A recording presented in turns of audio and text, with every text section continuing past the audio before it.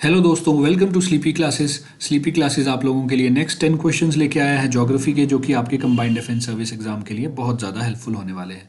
तो चलिए आज का जो पहला क्वेश्चन हम लोग डिस्कस करते हैं। इसमें पूछा गया है आपका कि जो स्टेटमेंट आपकी फॉलोइंग स्टेटमेंट्स है, इसमें से इनकरेक्ट स्टेटमेंट कौन सी है आपकी। तो पहली स्टेटमेंट हम लोग देखते हैं। आपकी जो जनरल एलिवेशन ऑफ पेनिनसुलर प्लेटू है वो ईस्ट टू वेस्ट है। देखिए, ईस्ट टू वेस्ट का मतलब हो गया कि हमारा जो वेस्ट है वो लो है और ईस्ट हाई है, which means flow of river इस तरफ होना चाहिए, क्योंकि हाइट से पानी जो है इस तरफ को बहेगा। ये इनकरेक्ट स्टेटमेंट है। हमारी जो मोस्ट ऑफ द रिवर्स है वो ईस्ट फ्लोइंग रिवर्स है, वेस्टर्न साइड से ईस्ट की तरफ फ्लो करती है। तो ये स्टेटमेंट आपकी इनकरेक्ट होगी, आपने यहीं पे देख ली। ठीक है। और स्टेटमेंट देखिए आप, दूसरी वाली स्टेटमेंट आपकी डेली रीजस के बारे में है। जो पेनिनसुलर प्लेटू है, अरावली जो है वो आपकी इस तरह से, ये आपकी करेक्ट है स्टेटमेंट। ठीक है। और ये दोनों स्टेटमेंट्स आपकी करेक्ट है। ठीक है। नेक्स्ट हम लोग देखते हैं आपका। अब ये आपका क्वेश्चन जो रिलेटेड है, ये है आपका डिफरेंट डिफरेंट लोकेशंस पे जो हमारे साइक्लोन्स आते हैं, जिनको हम जनरली साइक्लोन्स बोलते हैं, उनको अलग अलग नाम से जाना जाता है अलग अलग लोकेशंस पे। टाइफून उनको बोलते हैं चाइना में, जी हाँ। टॉर्नेडोज उनको वेस्ट, नहीं, ये गलत स्टेटमेंट है आपकी, ये इनकरेक्टली मैच्ड है। ठीक है। और ट्रॉपिकल साइक्लोन्स इंडियन ओशन में, ये करेक्ट है। देखिए, जो हमारे साइक्लोन्स होते हैं अलग अलग लोकेशन पे अलग अलग नाम से जाने जाते हैं। तो फर्स्ट और थर्ड आपका इसका आंसर है ए। और हम आगे देख लेते हैं इनको क्या क्या चीज़ें बोलते हैं। ये देखिए, चाइना में इसको टाइफून्स ही बोलते हैं। ट्रॉपिकल साइक्लोन इंडियन ओशन में बोला जाता है। हरिकेन्स इनको वेस्ट इंडीज़ में बोला जाता है। और टॉर्नेडोज उनको कहाँ पे बोलते हैं? टॉर्नेडोज उनको बोलते हैं वेस्टर्न अफ्रीका और साउदर्न यूएसए में बोलते हैं। फिर आपकी बात आती है विली विलीज। ये क्वेश्चन काफ़ी बार पूछा गया है मैच दी फॉलोइंग में। विली विलीज जो है इनको वेस्टर्न ऑस्ट्रेलिया में बोलते हैं। ठीक है। तो चलिए, दूसरा क्वेश्चन है आपका हो गया। नेक्स्ट क्वेश्चन हम डिस्कस करते हैं। अब ये बात कर रहा है कि आपके एटमॉस्फेरिक जो नेचुरल डिजास्टर्स हैं, ये इनमें से कौन कौन से हैं। ठीक है। कौन से एटमॉस्फेरिक की बात कर रहा है?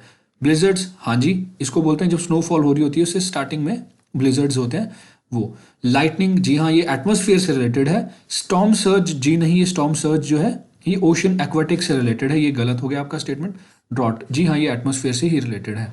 तो आपका जो आंसर हो गया सी। ठीक है दोस्तों। नेक्स्ट जो है आपका, ये आपके डिफरेंट डिफरेंट बता रखा है यहाँ पे, आप एक्सप्लेनेशन में प्लीज देख लीजिएगा।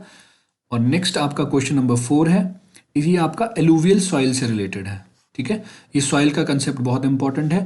और नेक्स्ट देखिए, डिपोजिशन फॉर्म होता है ये सॉइल का। जो एलुवियल सॉइल है वो डिपोजिशनल फॉर्म ऑफ सॉइल है।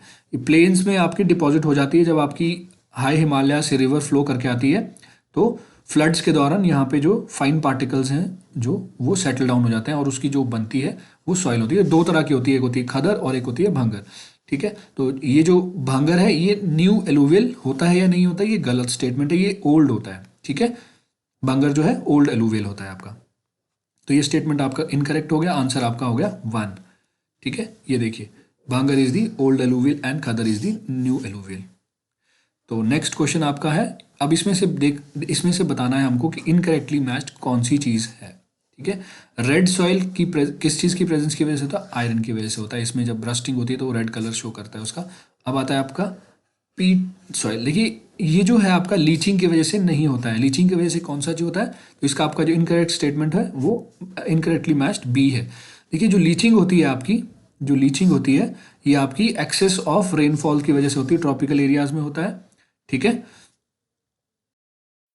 अब जैसे हमारे मिनरल्स हैं, लाइम हो गया, सिलिका हो गया, ये जो है हमारे लीच हो जाते हैं क्योंकि वाटर सॉल्युबल होते हैं। ये सीधे आपके डाउन जो वाटर की वजह से पानी के साथ ये नीचे चले जाते हैं, नीचे लोअर सरफेस पे चले जाते हैं। और जो बाकी जो मिनरल्स हैं ये आपके जैसे आयरन ऑक्साइड है, एल्यूमिनियम है, ये कंपाउंड जो है ऊपर रह जाते हैं आपके सरफेस पे, जिसकी वजह से सैलिनाइजेशन हो जाती है लैंड की।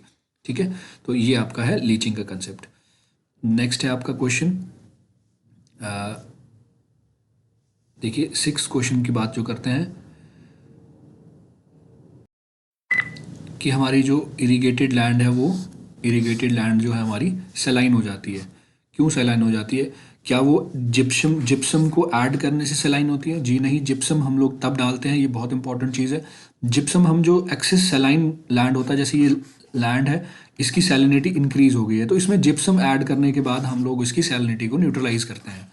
ठीक है। तो ये याद रखना है आपके, जिप्सम जो है सेलाइन जो लैंड फॉर्म होता है उसको कम करता है, उसकी बेसिकली जो एसिडिफ उसको न्यूट्रलाइज करता है। अगर वो उसमें pH जो है उसका कम हो गया है, मतलब जैसे pH स्केल होता है आपका 7 तक होता है, तो अगर ये 1 की तरफ जाएगा तो ये एसिडिक हो जाएगा, और 14 की तरफ जाएगा, 7 to 14 की तरफ जाएगा तो ये बेस हो जाता है। अगर ये एसिडिक हो जाएगा तो हम जिप्सम ऐड करते हैं सॉइल को नॉर्मलाइज करने के लिए। फर्टिलाइजर्स जी नहीं, फर्टिलाइजर्स इंक्रीज करता है। एक्सेस ऑफ फर्टिलाइजर जी हाँ, हम कह सकते हैं कि हमारी सैलिनिटी बढ़ा सकता है। ओवर ग्रेजिंग ये डायरेक्टली रिलेटेड नहीं है इससे। इरिगेशन, ओवर इरिगेशन जी हाँ, ये देखिए over irrigation is the answer इसका। ओवर इरिगेशन क्या करता है, आपकी कैपिलरी एक्शन के थ्रू, आपकी जो कैपिलरी एक्शन होता है, जो मिनरल्स होते हैं आपके एक्सेस ऑफ इरिगेशन की वजह से सॉइल में जो डीप डाउन कुछ मिनरल्स होते हैं वो हमारे ऊपर सरफेस पे आ जाते हैं बिकॉज ऑफ कैपिलरी एक्शन। ठीक है दोस्तों, तो ये लैंड आपका जो है सेलाइन बन जाता है, इसमें एक्सेस ऑफ एसिडिटी बन जाती है, एसिडिक हो जाती है। ठीक है, तो नेक्स्ट क्वेश्चन है आपका, अब ये बात कर रहा है करेक्टली मैच्ड कौन सा है इसमें। देखिए मैंगो शार तमिलनाडु में बोलते हैं, ब्लॉसम शार्स केरला में बोलते हैं, नॉर्वेस्टस बिहार में बोलते हैं, लू बंगाल में बोलते हैं। तो इसमें से करेक्ट जो आंसर है आपका वो है बी। इसमें करेक्ट पूछा गया है, ब्लॉसम शार्स बी में बोलते हैं। अभी इनको कहाँ पे बोला है, मैंगो शार्स देखिए केरल कर्नाटक कोंकण रीजन में बोलते हैं, और कर्नाटक में प्री मानसून रेन को ब्लॉसम शार्स भी बोलते हैं। ठीक है, ये राइपनिंग ऑफ मैंगो पे, इसलिए इसको मैंगो शार बोलते हैं क्योंकि मैंगो की जो है राइपनिंग ऑफ मैंगो से रिलेटेड है ये। ठीक है, और नेक्स्ट आपका नॉर्वेस्टर्स जो है, नॉर्वेस्टर्स कहाँ पे बोलते हैं इनको, बंगाल में बोलते हैं। लू जो आपको बोलते हैं वेस्टर्न आपकी इंडो जो गंगा प्लेन्स है उस जगह पे बोलते हैं। ये समर्स में हमारी जून जुलाई में जो हॉट विंड्स हैं वो चलती हैं। नेक्स्ट है आपका क्वेश्चन नंबर 8। इसमें पूछा गया है कि आपकी जो वेस्टर्न फ्लोइंग रिवर्स हैं ये कौन कौन सी है, तपी, पेरियार और साबरमती। देखिए ये आपकी जो रिवर्स हैं ये वेस्ट फ्लोइंग रिवर्स है। पेरियार रिवर जो आपकी यहाँ पे पाई जाती है। ठीक है, तपी इधर है आपकी और साबरमती यहाँ पे है। तो ये आपके तीनों आंसर जो है करेक्ट है। ठीक है, ये एक्सेप्शन है, हमने पहले क्वेश्चन में डिस्कस किया था कि हमारी जो रिवर्स है पेनिनसुलर इंडिया में वो वेस्ट टू ईस्ट बहती है क्योंकि एलिवेशन जो वेस्ट की ज़्यादा है और ईस्ट की कम है। ठीक है, तो ये कुछ एक्सेप्शंस है, कुछ रिवर्स हैं जो आपकी वेस्ट फ्लोइंग रिवर्स भी हैं। तो देखिए नेक्स्ट जो आपका क्वेश्चन है, अब ये पूछ रहा है डिवाइस के बारे में कि कौन सा डिवाइस जो है इनकरेक्टली मैच्ड है। देखिए ह्यूमिडिटी के लिए ह्यूगोमीटर होता है, प्रेशर के लिए बैरोमीटर होता है, विंड के लिए ऑल्टीमीटर नहीं होता है क्योंकि ऑल्टीमीटर होता है आपकी हाइट को, एलिवेशन को चेक करने के लिए, टेम्परेचर के लिए थर्मोमीटर होता है। तो आपकी विंड को, जो विंड को टेम्परेचर, विंड को चेक करने के लिए होता है, विंड को मेजर करने के लिए होता है, वो एनीमोमीटर होता है। ठीक है, नेक्स्ट क्वेश्चन है आपका, अब देखिए ये बोल रहा है आपका कि एटमॉस्फेयर में जो टेम्परेचर है वो किन किन चीज़ों को अफेक्ट करता है। Moisture carrying capacity of the air, जी हाँ। डिग्री ऑफ स्टेबिलिटी जो है हमारी एटमॉस्फेयर में ये भी होता है। क्लाउड फॉर्मेशन जो है ये भी होता है। ये तीनों इसके जो है आंसर करेक्ट है, तो आंसर आपका हो गया है डी। देखिए मॉइस्चर कैरिंग कैपेसिटी किस तरह से डायरेक्टली रिलेटेड, अगर हमारी ड्राई और हॉट विंड्स अगर वाटर सरफेस के ऊपर से चलती है तो वो वाटर अपने साथ एब्जॉर्ब कर लेती है और जाके सेचुरेशन लेवल पे पहुंच जाती है। ठीक है, और डिग्री ऑफ स्टेबलाइज, देखिए विंड जो चलती है प्रेशर जोन्स के बीच में चलती है, दो प्रेशर जोन्स होते हैं। अगर यहाँ पे मान लीजिए लो प्रेशर है, लो प्रेशर का मतलब है विंड जो है अपवर्ड मूवमेंट है। अगर यहाँ पे हाई प्रेशर है तो यहाँ पे डाउनवर्ड मूवमेंट है, तो low pressure to high pressure movement of wind चलती है।